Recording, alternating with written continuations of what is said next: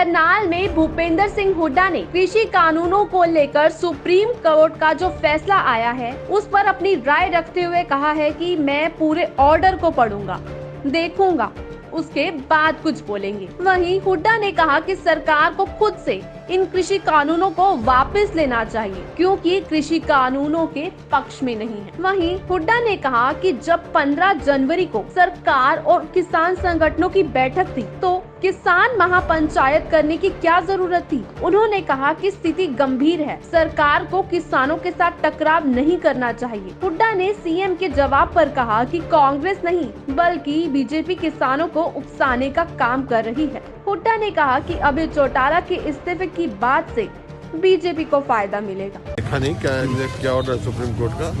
कोई भी बात कहने से पहले सुप्रीम कोर्ट का ऑर्डर है, लेकिन जो किसानों की जहाँ तक सवाल है उनकी मांग है, उनकी बिल्कुल जायज मांग है और सरकार को स्वयं जो है ये वापस लेने चाहिए क्योंकि ये किसान के हित में नहीं है। जो कानून मैंने पहले भी कहा कि सरकार को टकराव नहीं करना चाहिए। जब 15 तारीख तय थी किसानों की और केंद्र सरकार की बात करने में, तो उसके बाद क्या जल्दी थी, इंतजार करनी चाहिए और सरकार को टकराव नहीं करना चाहिए। इसमें परिस्थिति गंभीर है।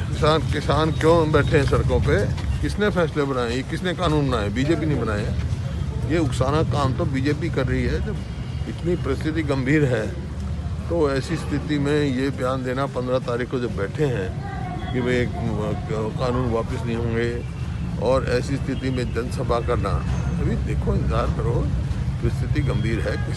लोगों ने चुन के भेजी हरियाणा सरकार, इनको यहाँ के लोगों का साथ देना चाहिए। गवर्नर से मिलने जाएंगे। यहाँ सभा करने की वजह अगर दिल्ली में केंद्र सरकार पे अपना प्रभाव डाल के फैसला करवाने वाला काम कर रहे हैं। किसान आंदोलन बिल्कुल शांति प्रिय और अहिंसा के हिसाब से चला, ऐसा आंदोलन में कभी देखा नहीं।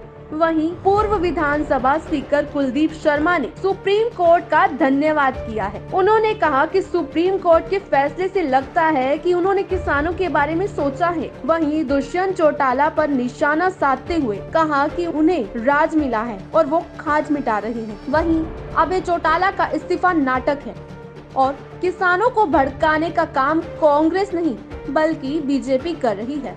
सुप्रीम कोर्ट का मैं धन्यवाद करता हूँ कि उन्होंने अपने फैसले में और फैसले से पहले जो ऑब्जर्वेशंस की उसमें स्पष्ट रूप से था कि किसानों की मांगों के प्रति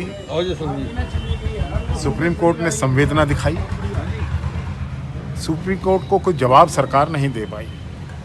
सुप्रीम कोर्ट ने पूछा ये बुजुर्ग, महिलाएं, बच्चे ठंड में बैठे हैं तो आपने क्या किया, क्यों नहीं इनसे डायलॉग की बात।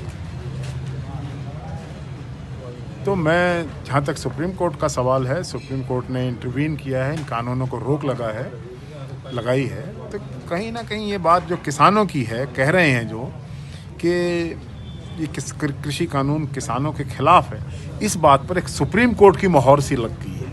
हालांकि अंतिम फैसला भी होगा, लेकिन रोक लगाना इटसेल्फ इस बात को दिखा रहा है कि सुप्रीम कोर्ट ने ये अप्रिशिएट किया है, इस बात को पहचाना है कि सरकार ने जो कानून बनाया वो गलत है और उनको या तो दोबारा विवेचना उन पर होनी चाहिए, उन पर दोबारा चर्चा होनी चाहिए। चीफ मिनिस्टर का ये जिद करना कि मैं अगर महापंचायत कर देते तो बुलाते, इनसे जो आंदोलन पर बैठे हैं उनसे ही बात क्यों नहीं कर लेते, आप महापंचायत कर।